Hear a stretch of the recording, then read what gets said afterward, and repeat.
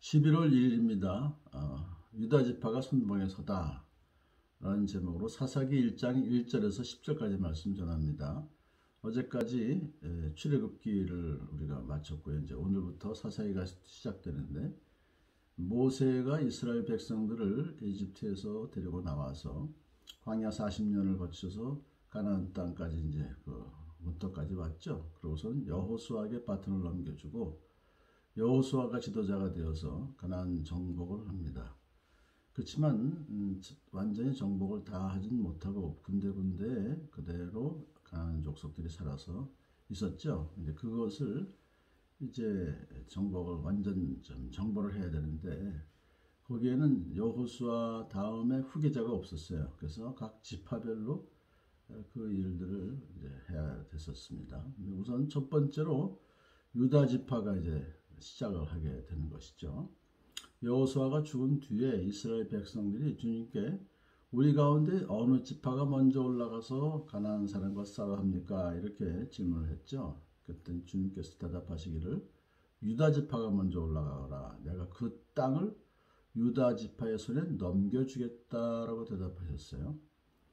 그러니까 이미 유다 지파에게 주시겠다고 구획이 결정됐죠. 그것을 또 유다 지파에서는 구체적으로 넘겨주겠다, 싸움하면 이제 있게 해주겠다, 그 말씀이죠.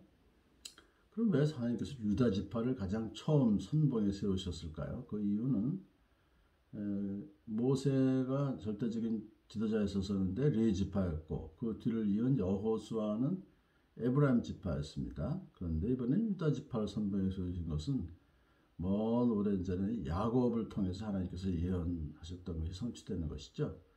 임금의 지휘봉이 유다를 떠나지 않고 통치자의 지휘봉이 자손 만대까지 이를 것이다. 창세기 49장 10절 말씀이에요.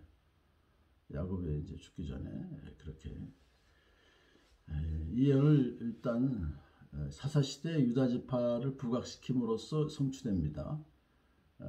선봉장으로 쓴 것만도 아니고 여러 번 이제 유다 지파가 이스라엘 백성들을 구해내죠.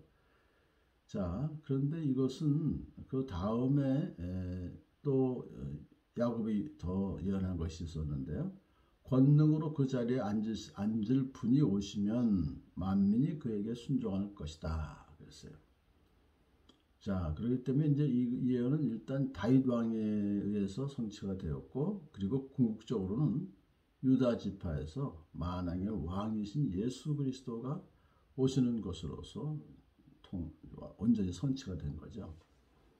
그러니까 유다 지파가 이제 가장 선봉에 서서 싸우게 됐는데, 먼저 자기들의 동기인 시므온에게 제안합니다. 우리 함께 전쟁에 나가서 나에게 주신 땅을 같이 싸워주면 우리가 너희가 싸울 때 함께 싸워주겠다. 우리도 이렇게 이제 제안을 하니까 좋습니다 해서 같이 이제 동맹을 맺고 함께 진군을 합니다. 어떻게 보면 유다 지파가 시므온 지파에게 동맹을 요청한 것은 당연한 일이기도 해요. 왜냐하면 시므온 지파는 유다 지파의 기업 중에서 자신의 몫을 받았기 때문에. 그러니까 시므온은 유다 지파가 잘 돼야 자기도 잘 되는 거예요. 그러면서 이제 같이 그렇게 행동을 해서 자기의 기업을 또 얻을 필요가 있었습니다. 그렇지만 그 당시에 시므온 지파는 가장 숫자가 작았어요. 유다 지파는 가장 숫자가 많고 장자 지파였었습니다. 강한 지파였었어요. 그런데 유다 지파는 가장 미약한 시므온 지파를 무시하지 않고 같이 함께 협력하자고 제안했고, 또 시므온 지파는 자기가 그런 열세적인 상황에 놓여 있음에도 불구하고 불평불만하지 않고 유다 지파와 협력해서 싸움에 동참한 것, 그것은 서로서로 같이 유기적인 협력 관계를 잘 만들었다 하는 걸 볼 수 있어요. 그래서 사사시대 초기에는 각 지파 간의 관계가 이렇게 돈독했습니다. 그리고 가나안 정벌에 대한 열망으로 서로의 마음도 똘똘 뭉쳐 있었다는 것을 볼 수가 있습니다.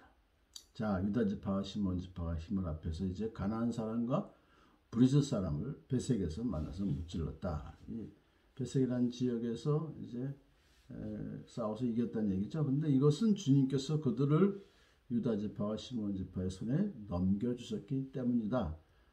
그러니까 이 싸움에 이긴 것은 그들의 실력으로 있는 것이 아니라 하나님께서 그들에게 이제 가나안 족속들을 넘겨주셨기 때문이다. 그거 보면요, 두 지파가 연합했다는 것을 하나님께서 기뻐하시고 그들에게 대승의 기쁨을 안겨주신 것으로 볼 수 있습니다. 그러므로 우리가 하나님의 사역을 감당할 때도 서로 합심하는 것이 얼마나 중요한가. 위기에 직면했을 때 우리 믿는 성도들이 서로 마음과 힘을 합한다면 능치 못한 일이 없을 것이다. 시편 133편 1절에도 그 얼마나 아름답고 즐거운가, 형제자매가 어울려서 함께 사는 모습이라고 시인은 노래하고 있습니다.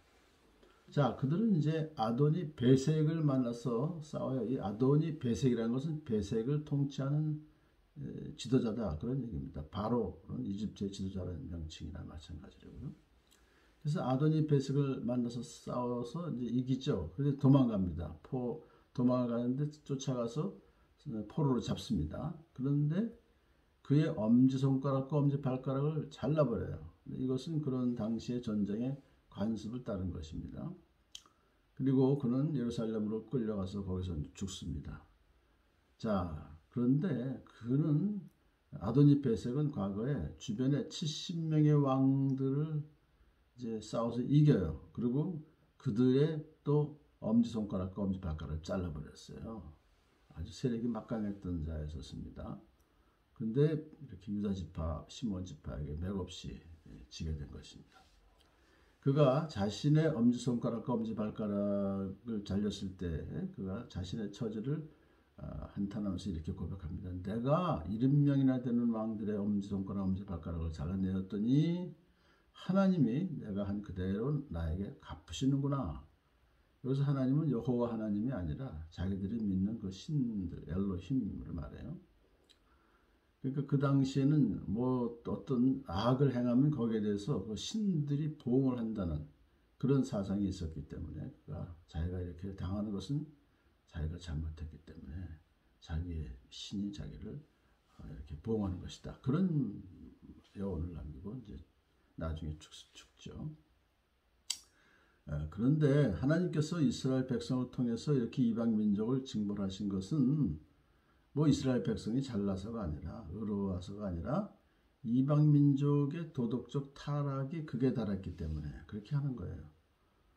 그러니까 70명이 그렇게 잔인한 짓을 한 그 아도니 베색, 잔인하고 아주 폭력적인 그런 행동에 대한 것을 하나님께서 이제 징벌하신다, 그렇게 보면 되죠.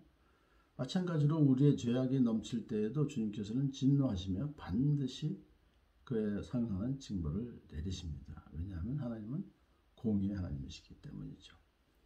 자, 유다지파 자손들이 이제 예루살렘을 점령합니다. 그 성을 불태우고 또 4개의 산간지방 기타 등등해서 이제 쭉 지금의 이스라엘이에요. 사실은 남쪽, 북쪽 이스라엘, 남쪽 이스라엘, 예루살렘 이 남쪽으로 거기서 이제 헤브론까지 갑니다. 헤브론에 사는 가나안 사람을 쳐서 세세, 아히만, 달메, 이 사람들은 거인족 안악의 자손들이라 아주 굉장히 센 그런 사람들이었지만 다 무찔러 버렸죠. 왜? 하나님께서 함께 하셨기 때문에.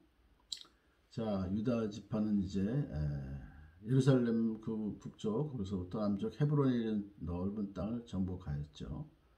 자, 가나안 땅의 이런 정복은 하나님의 언약의 성취이기도 합니다. 하나님께서 아브라함에게 약속하시기를 내가 너를 복의 근원으로 삼겠다. 그 증표로 가나안 땅을 주겠다. 그래서 가나안 땅을 우선 유다 지파의 손에 넘겨주셔서 정복하게 해주신 하나님. 오늘도 우리가 이렇게 하나님의 예언에 대해서 성취가 되는 그 마지막 예언은 예수님이 다시 오신다는 예언입니다. 이 예언을 우리가 소망하면서 오늘도 광야 같은 우리의 삶을 넉넉히 승리하며 나가는 복된 하루 되기를 축복합니다.